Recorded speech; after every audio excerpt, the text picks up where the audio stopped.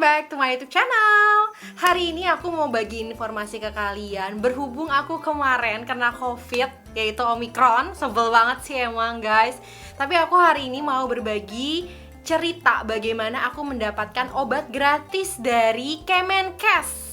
Yes, hari ini kita mau cerita tentang itu supaya kamu yang sedang menonton ini ketika melihat ada keluarga, ada suami, istri, kakak, adik, bapak, mama gitu ya, yang mengalami kasus yang serupa sama aku, tetap bisa dapetin obat dari Kemenkes versi gratis dan hanya menggunakan tes antigen saja, gak perlu PCR yang mahal-mahal itu. Oke, gimana caranya? Yang pertama adalah pasti ketika kalian menghadapi si Omicron atau punya gejala-gejala, diantaranya adalah badan kamu terasa kebakar banget, panas gitu ya badannya, terus pusing, demam. Di awal itu biasanya demam dan udah gak bisa tidur karena badan kamu tuh kayak linu-linu gitu loh, seluruh tulang-tulang kamu linu semuanya. Dan kamu pasti udah kayak mikir, ih gue pasti ini kena nih, gue pasti kena nih kayaknya si Omicronnya gitu ya.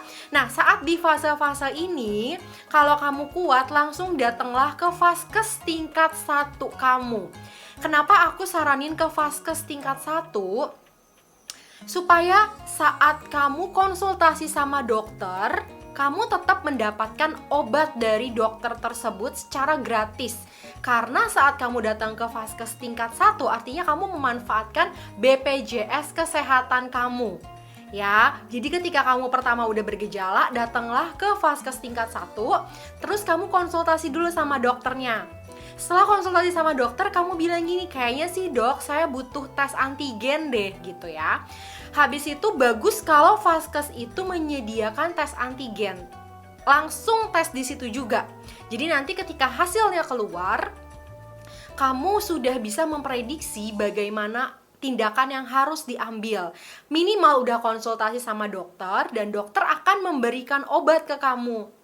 Ya, obat yang akan diberikan sama dokter ini, sebagaimana kita tahu, COVID itu belum ada obatnya. Jadi kemungkinan yang akan diberikan ke kamu adalah paracetamol, obat batuk, obat radang, obat flu, dan vitamin.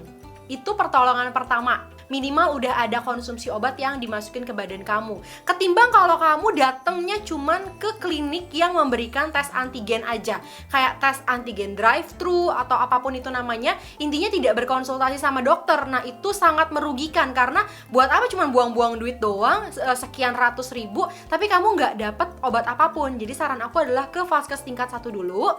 Habis itu kalau di vaskes itu ada tes antigen, langsung tes antigen. Tapi kalau tidak ada pun, minimal kamu sudah berkonsultasi sama dokter tersebut, lalu bilang kalau akan tes antigen gitu ya. Jadi minta aja sama dokternya obat-obat yang minimal bisa mengurangi gejala di badan kamu.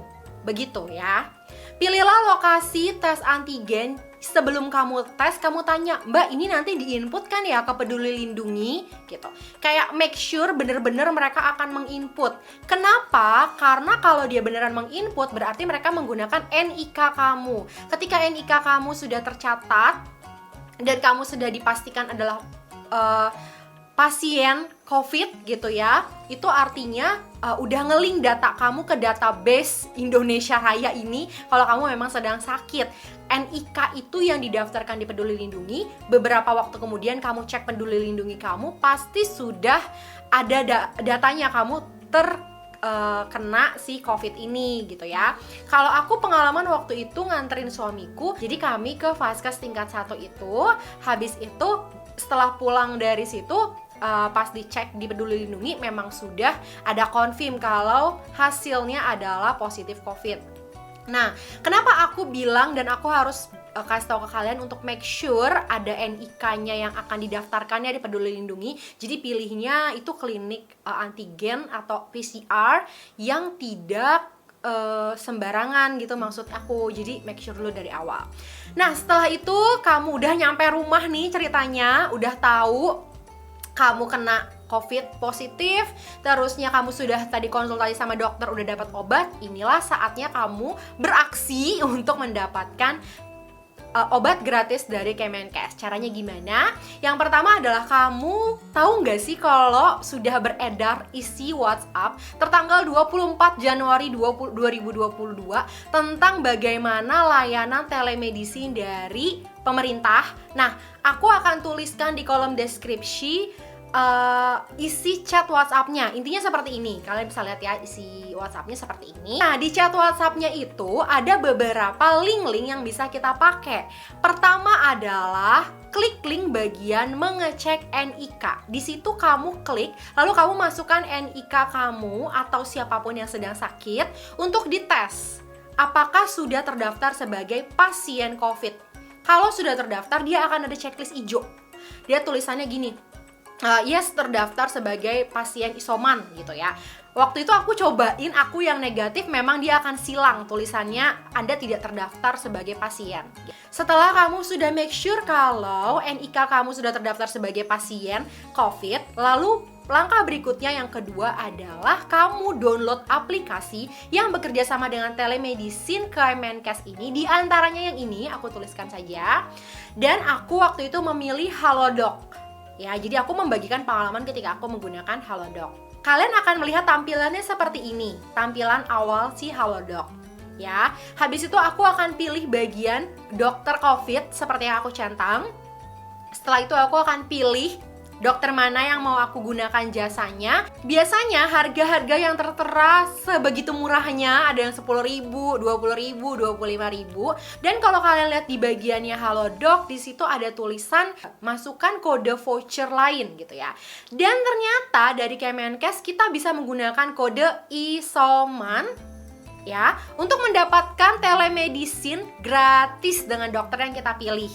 Waktu itu aku masukkan kode isoman dan aku tersambung dengan seorang dokter dengan kriteria di bawahnya ada tulisan gratis gitu ya. Jadi aku tidak memerlukan biaya untuk konsultasi dengan dokter ini.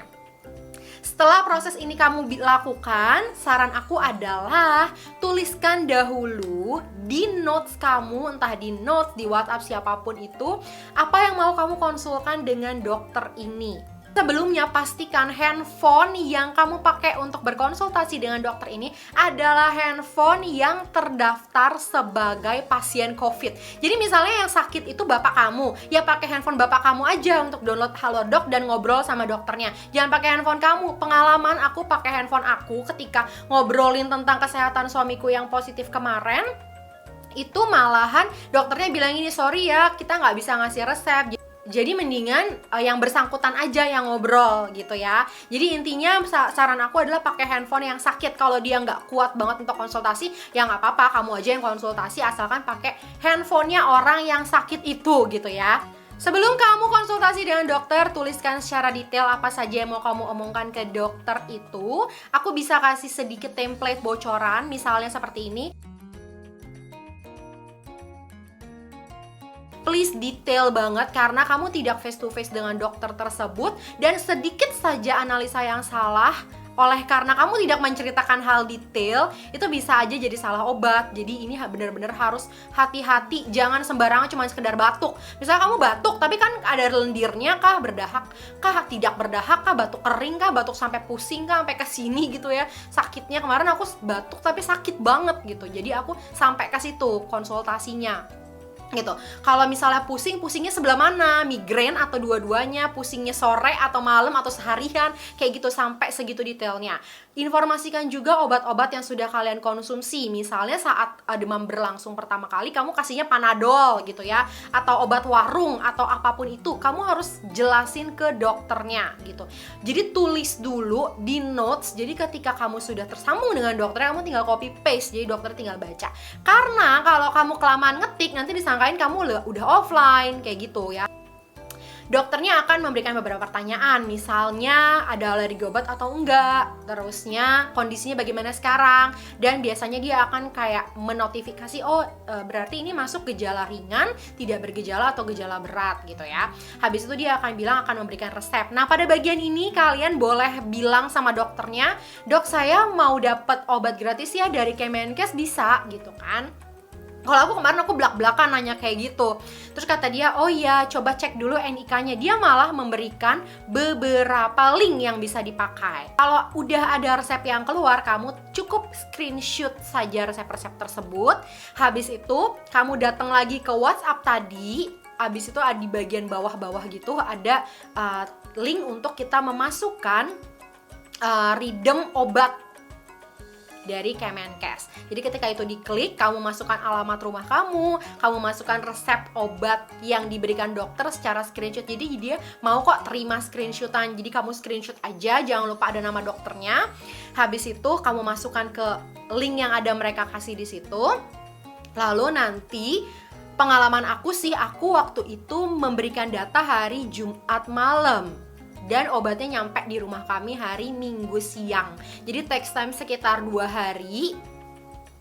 Ini adalah waktu yang cukup lama sih menurut aku. Jadi makanya di awal aku bilang mendingan kamu ke vaskes tingkat 1 aja untuk konsultasi sama dokter dan sudah diberikan obat, ketimbang kamu harus nunggu 2-3 hari tanpa obat. Ya kalau gejalanya lumayan parah kan, ini agak susah ya. Jadi itu pertolongan pertamanya. Kamu bisa langsung dapetin obat dari Kemenkes tanpa tes PCR, cukup menggunakan tes antigen saja. Sekian cerita dari aku tentang bagaimana mendapatkan obat dari Kemenkes secara gratis versi antigen saja, tidak perlu tes PCR. Semoga kamu yang mendengar ini dan sedang sakit, aku doakan cepat sembuh, jangan terlalu panik, apalagi kalau sudah vaksin 1 dan 2, itu kita sebenarnya lebih kebal kok, lebih tidak banyak reaksi si Omicron ini dalam tubuh kita. Itu aja, stay safe everybody, see you on my next video, God bless you all, bye-bye!